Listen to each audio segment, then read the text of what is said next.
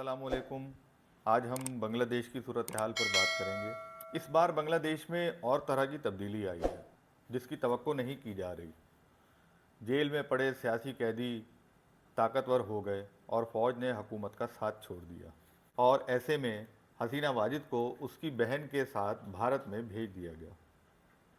मजहबी जमातों ने ज़ोर पकड़ा, शेख मुजीबुर रहमान के बुत गिराए गए, एक जगह पाकिस्तान का परचम भी लहराया गया।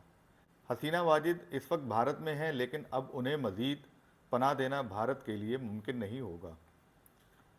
खालदा ज़िया को 14 साल के बाद रिहाई मिली। उसके अलावा बहुत से सियासी कैदियों को बरसों बाद रिहा किया गया।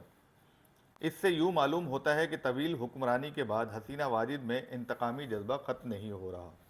क्या वजह है कि बांग्लादेश में तहरीक ने ज़ोर क्यों और कैसे पकड़ा, ये थोड़ा सा हम जानते हैं। कहा जा रहा है कि कोटा सिस्टम के ख़िलाफ़ तहरीक में शामिल अबू सईद नाम का एक नौजवान था। एहतजाज के दौरान उसने अपने दोनों हाथ पुलिस के सामने फैला दिए। बताया जा रहा है कि ये बहुत काबिल तालिबे इल्म था, अपने स्कूल कॉलेज में स्कॉलरशिप ली थी और हाल ही में ग्रेजुएट हुआ था और मुकाबले के इम्तिहान की तैयारी कर रहा था। ताल्लुक़ उसका गरीब ख़ानदान से था, नौकरी के साथ साथ पढ़ भी रहा था। वो नौजवान सरकारी नौकरी का ख्वाहां था, लेकिन कोटा सिस्टम के होते हुए बांग्लादेश में लोगों को मौका नहीं मिल रहा था। उसने अपने दोनों हाथ पुलिस के सामने फैला रखे थे, जिससे एक जेस्चर तो ये दिया जा रहा था कि आओ मुझे गले लगा लो, और दूसरा जेस्चर ये था कि ठीक है तुम मुझे मार दो। पुलिस की जानिब उस पर पहली गोली चलती है और वो नौजवान ज़मीन पर गिरता है और दोबारा उठता है। पुलिस एक के बाद दीगरे फायर करती है। वो नौजवान फिर उठने की कोशिश करता रहा।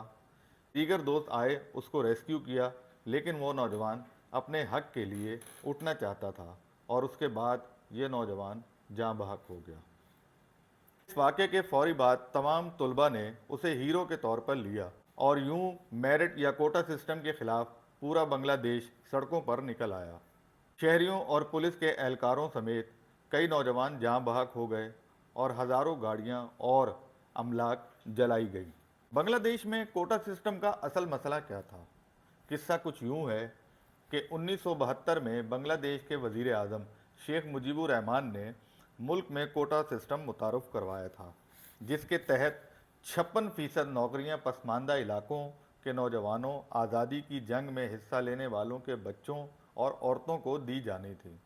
अक्टूबर 2018 में इस कोटा सिस्टम के ख़िलाफ़ तहरीक शुरू हुई।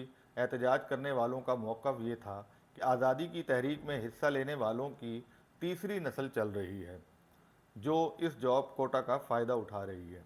अब नौकरियों को मेरिट पे दिया जाए।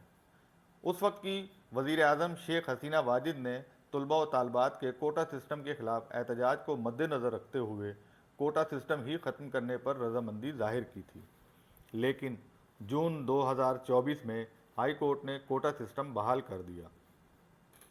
बांग्लादेश हुकूमत हाई कोर्ट के फैसले के ख़िलाफ़ सुप्रीम कोर्ट गई। बांग्लादेश की सुप्रीम कोर्ट ने गुज़श्ता माह दरमियाना फ़ैसला दिया, मुल्क में 93% नौकरियाँ मेरिट पर दी जाएंगी।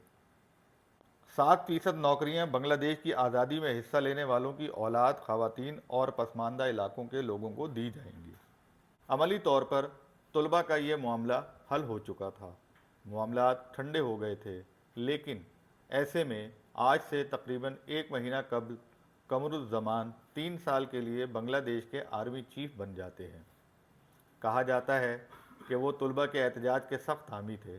तलबा की जानिब से तकरीबन ख़त्म किया जाने वाला एहतजाज एक बार फिर पुरतशद्दुद अंदाज में शुरू हुआ और यूं हुकूमत ने इस तहरीक से सख्ती से निमटने का फ़ैसला किया था।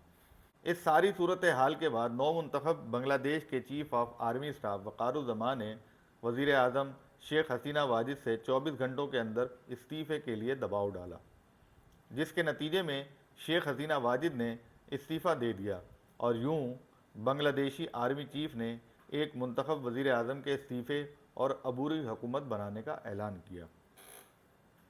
हसीना वाजिद के फ़रार होने के बाद वज़ीर आज़म हाउस में एहतजाजियों ने घुस कर लूट मार की, आग लगा दी, किसी के हाथ में मुर्गी, कोई बतख, कोई मछली, कोई पंखा, कोई टीवी और कोई साड़ी ले उड़ा।